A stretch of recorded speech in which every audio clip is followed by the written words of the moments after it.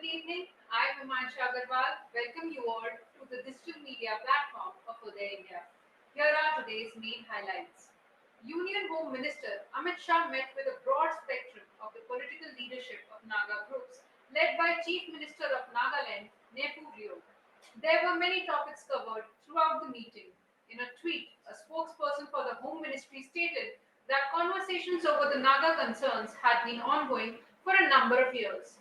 The goal of the Indian government under PM Modi has always been a calm and thriving Northeast. With this determination, the Indian government has worked to find solutions to the many complex issues at the heart of the Naga talks so that everyone will be satisfied when the talks are completed. Late last night, a major fire that started at an electronics scooter showroom in Secunderabad, Telangana, spread to a hotel on the upper levels of a multi-story building, killing 8 people and injuring many more. According to authorities, the fire started at the building's electric scooter store on the main level and quickly spread to the hotel Ruby Pride, where at least 25 guests were staying. They said all 8 appeared to have been perished from the asphyxiation brought on by the smoke. It appears there are 23 rooms in all the floors in the hotel. The smoke traversed through the staircase from the bottom up to the top floor. Some people who were sleeping in the first and second floors came to the corridor through the thick smoke and died due to asphyxiation, said C.V. Anand, Police Commissioner, Hyderabad. In connection with alleged irregularities in the recruitment of sub-inspectors in the Union Territory of J&K, the CBI today began a search operation at 33 sites, including the residence of the former chairman of Jammu and Kashmir SSB, Khalid Jahangir, sources said. According to them, searches are also being conducted at the offices of Ashok Kumar, the Controller of Examinations for the Jammu and Kashmir Services Selection Board, Jammu, Srinagar, Karnal, Mahendragarh, Rewari in Haryana, Gandhinagar in Gujarat, Delhi, Ghaziabad in Uttar Pradesh, and Bengaluru in Karnataka are among the locations searched. According to them, this is the CBI's second wave of searches as part of its investigation into potential irregularities. Today, the government has said that India has turned into a power surplus nation with a total installed electricity capacity of over 4 lakh megawatt. Keeping in mind the Sustainable Development Goals, India's power generation mix is rapidly shifting towards a more significant share of renewable energy. Today, India is the world's third largest producer of renewable energy, with 40% of its installed electricity capacity coming from non fossil fuel sources. Power generation from renewable energy sources has increased from 51,226 gigawatt hours to 1,38,337 gigawatt hours in 2020. Solar energy based applications have benefited millions of Indians by meeting their cooking, lighting, and other energy needs in an environmental friendly manner. Having achieved large scale success in social energy solutions, India has spearheaded the International Solar Alliance ISA, which is an action oriented, member driven, collaborative platform for increased deployment of solar energy technologies. The Electricity Amendment Bill 2022, according to Telangana Chief Minister K. Chandrasekhar Rao, should be withdrawn by the central government since it will have major negative effects on the poor and farmers. He claimed that the law was a ruse to pressure the states. According to him, the centre must permit public sector power utilities to operate. Since the centre reintroduced the bill with certain revisions, the TRS administration plans to present a resolution against the power bill in the state assembly. In September 2020, the assembly had passed on a resolution against it. According to Rao, the bill contains measures that are detrimental to farmers' interests and in particular those who receive power subsidies such as scheduled caste and scheduled tribe communities, barbers, washermen and weavers. The next Attorney General of India is anticipated to be Senior Attorney Mukul Rohatgi. According to sources with knowledge of the situation, the government had eventually decided on Rohatgi for the constitutional position while looking for candidates to succeed the incumbent Attorney General K.K. Venugopal. According to insiders, Venugopal had informed the administration that he no longer desired to hold the position. In July 2017, Venugopal took over as 15th Attorney General for a 3-year term.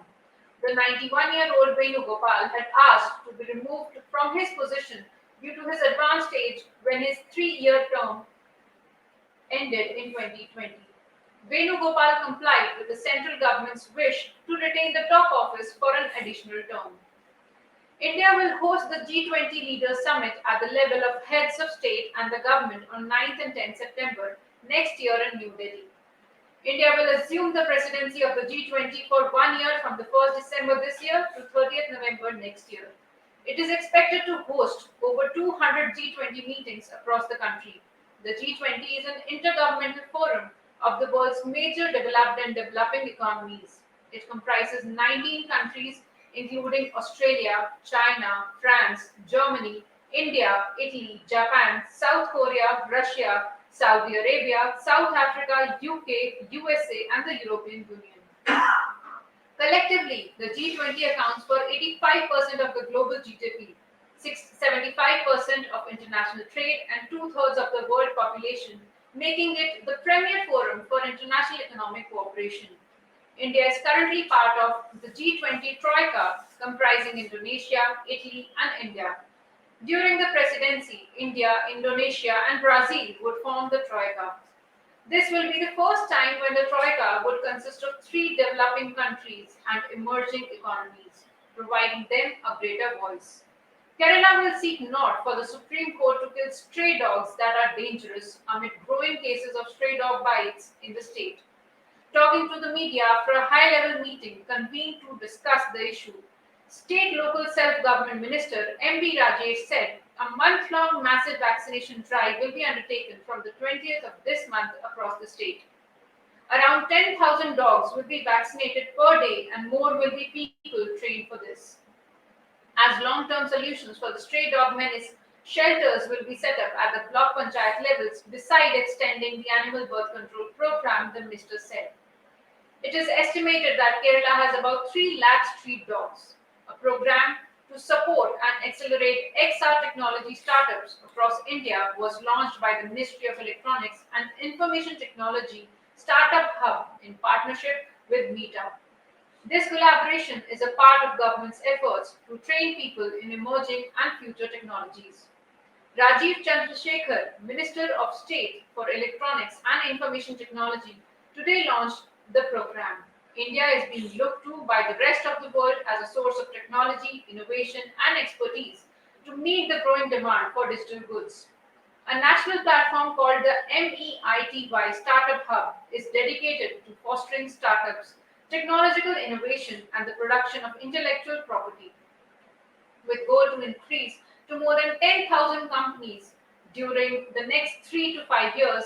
It now supports more than 3,000 tech startups. In Gujarat, Arvind Kejriwal has said the Congress is finished in response to a claim made by the Congress. When the Delhi Chief Minister and the leader of the Aam Party took questions from the media, he was addressing a town hall with sanitation employees while in Gujarat to campaign for elections early the following year. He was asked by a reporter to comment to the Congress claim that AAP administration in Punjab is spending millions on advertisements for Gujarat while being on the verge of bankruptcy and having no money for even paying its employees' salaries. Mr. Kejriwal questioned the reporter, who asked this question. When he was told it was a Congress leader's allegation, he shot back. The Congress is finished. Stop taking their questions. People are clear about this.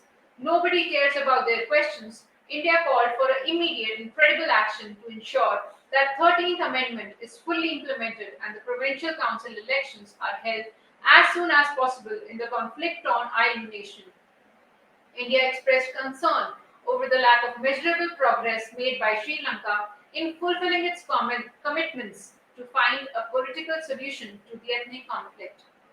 At the 51st session of the United Nations Human Rights Council, during an interactive dialogue on the OHCHR report on promoting reconciliation, accountability, and human rights in Sri Lanka, India stated that it has always held the responsibility of states for the promotion and protection of human rights as well as for constructive international dialogue and cooperation based on the UN Charter. On September 12th, King Charles III delivered his first speech to Parliament as the British King, promising to defend the sacred ideas of constitutional administration, in the same spirit as his darling late mother, Queen Elizabeth II. The monarch reflected on the weight of history as he pointed to the numerous reminders of his mother's rule all around the historic Westminster Hall inside the Houses of Parliament complex and quoted from William Shakespeare to pay homage to the Queen, who passed away at the age of 96 in Scotland on September 8th. The monarch was responding to condolences offered by the House of Commons and Lords at Westminster Hall in London. A day after Moscow was compelled to abandon its largest bastion in the northeastern Ukraine, Russian nationalists demanded fiercely on Sunday that President Vladimir Putin make adjustments right away to guarantee the eventual victory in the Ukraine war. Russia suffered its greatest military setback since the troops were ejected from Kyiv, the capital of Ukraine, in March, with the quick fall of Izium in Kharkiv nation. On Saturday, as Russian troops withdrew from the town after town, Putin opened the biggest Ferris wheel in Europe in a Moscow park, and fireworks lit up and the night sky over Red Square to commemorate the city's establishment in 1147. This was the end of bulletin. Stay tuned for more updates.